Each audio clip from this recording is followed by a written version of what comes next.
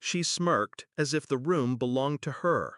The chandelier light glinted off her wineglass when she raised it, savoring the moment before she struck. "I'm cutting you out of the will." Her voice echoed across the long dining table. My siblings stiffened, but none looked at me. They didn't need to. This had been rehearsed. I just smiled. Slow, calm. I leaned forward. "That doesn't matter anymore, Mom. Because," and that's when her smirk cracked. "I used to worship her. That's the part people never believe. Growing up, I clung to every shred of affection she gave me, which wasn't much. A pat on the head when I brought home a perfect report card, a tight smile when I did her chores before she asked. She made me fight for crumbs. Meanwhile, my siblings feasted. She spoiled them with new cars, tuition money, vacations. Me? I was the errand boy, the invisible one. I told myself it was fine, that one day she'd see my loyalty, that I'd earn her love. But loyalty means nothing to a woman who thrives on control. The first time I saw it clearly was 2 years ago. She was sick, so she said. Hospital gowns, moaning, endless prescriptions.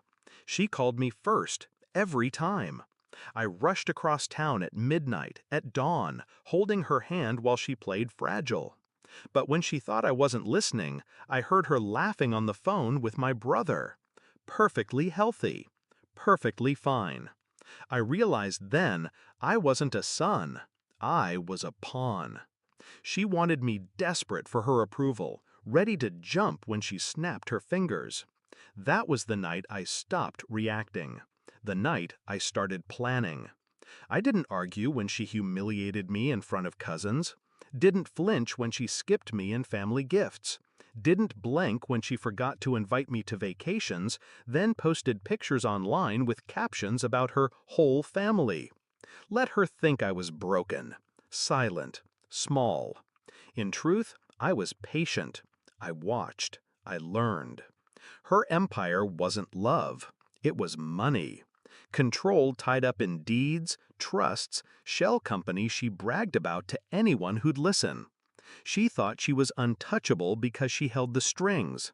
So I started cutting them, one by one. First, I found her weakness, vanity. She trusted no accountant, no lawyer, not really, but she trusted admiration. She loved being praised for her genius in business. So I fed it. I studied her financial habits, mirrored her language, then introduced her to my friend, an estate planner who specialized in legacy protection. She thought he was hers. He was mine. For months, I let her believe she was in control, while she signed documents she barely skimmed. Trust revisions, asset reallocations, subtle changes, all legal, all binding. Her empire slowly shifted hands. To me. By the time her birthday dinner arrived, I already owned her. The lake house she adored? Mine. The untouchable accounts she bragged about? Redirected. Even the family business shares she wielded like a weapon had passed through silent transfers. She didn't notice. Not yet. She was too busy rehearsing her performance. So there we sat, her throne disguised as a dining chair, her court of children watching. She delivered her line like a dagger. "I'm cutting you out of the will." The table gasped. My siblings smirked, shadows of her cruelty etched on their faces. They thought they'd won, but I had been waiting for this. "That doesn't matter anymore, Mom," I said, voice steady, "because everything you think you're leaving behind already belongs to me." Silence. She blinked. Once, twice.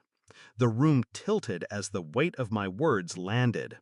I pulled a folder from my jacket and slid it across the table. She didn't touch it at first. My sister reached, scanned the first page, then her mouth fell open. Transfers, titles, signatures in her handwriting, legal, notarized, final. Her hand shook as she grabbed the papers. flipping faster, eyes widening. Piece by piece, the truth hit her. Her will was empty. Her voice broke first. You tricked me!" I leaned back, calm as the storm tore through her. "No, I learned from you. You taught me control, manipulation, patience. I just finally put it to use." My siblings erupted, some shouting at me, others at her. But I didn't look at them.